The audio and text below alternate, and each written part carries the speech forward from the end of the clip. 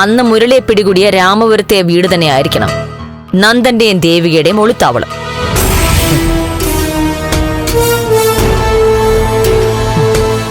ദേവിക എവിടെയാണെന്ന് എസ്തപ്പാന് നല്ല കൃത്യമായിട്ട് അറിയാം. നന്ദനെയും ദേവികയും എസ്തപ്പാനാവും ഒളിവിൽ താമസിക്കാൻ ഒത്താശ ചെയ്ത് കൊടുത്തിട്ടുണ്ടാവുക. പക്ഷേ എസ്തപ്പാന്റെ വീട് സെർച്ച് ചെയ്തപ്പോ ഒരു സൂചനയും കിട്ടിയില്ലല്ലോ മാഡം. എസ്തപ്പാൻ വളരെ ഷാർപ്പായ ഒരു ക്രിമിനലാ. പോലീസ് അന്വേഷണം ഉണ്ടാകുമെന്ന് നേരത്തെ സൂചന കിട്ടിയിട്ടുണ്ടാവും.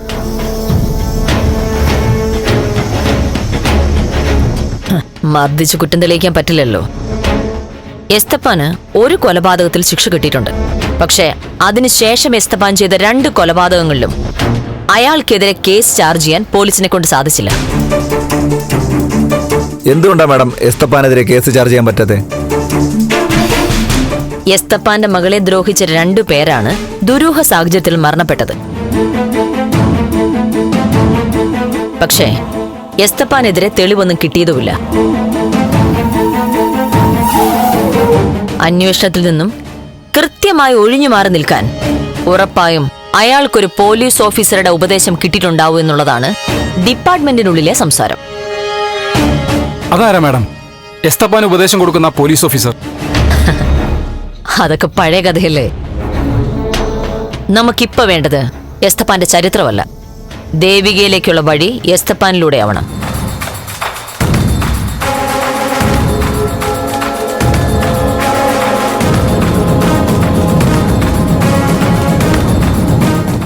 നമ്മൾ ഇനി ഫോക്കസ് ചെയ്യേണ്ടത് എസ്തപ്പാനിലേക്കാണ്. ഒട്ടും വൈകാതെ എസ്തപ്പാനെ പൊക്കിയേ പറ്റൂ.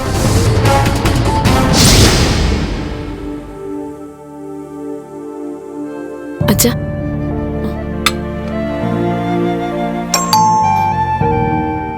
ആരാ നോക്കൂ മോളെ.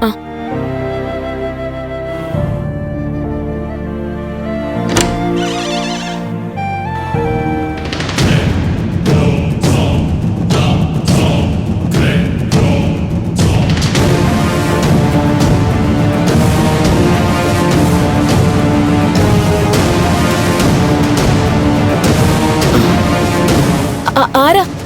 എനിക്ക് നന്ദൻ സാറിനെ ഒന്ന് കാണണം. ബലരാമൻ അങ്കിൾ പറഞ്ഞയച്ച ആരെങ്കിലും ആണോ? ഈശ്വര, ആരാ നിങ്ങള്? നിങ്ങളെന്തിനാ നന്ദനെ കാണുന്നേ? മോള് നന്ദൻ സാറിനെ ഒന്ന് വിളിക്കേ. സാറിന് എന്നെ അറിയാം. അവിടെ നിക്ക്, അവിടെ നിന്നാ മതി. ഞാൻ പോയി വിളിച്ചിട്ട് വരാം.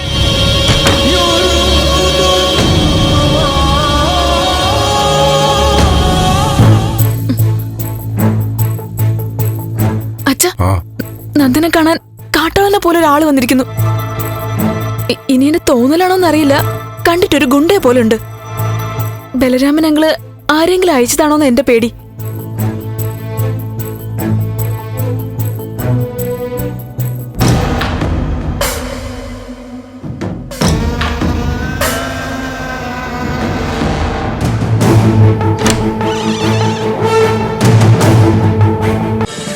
ഫ്ലവേഴ്സ് ഒരുക്കുന്ന കാഴ്ച വസന്തം യൂട്യൂബിൽ പ്രേക്ഷകർക്ക് ലൈവായി കാണാം.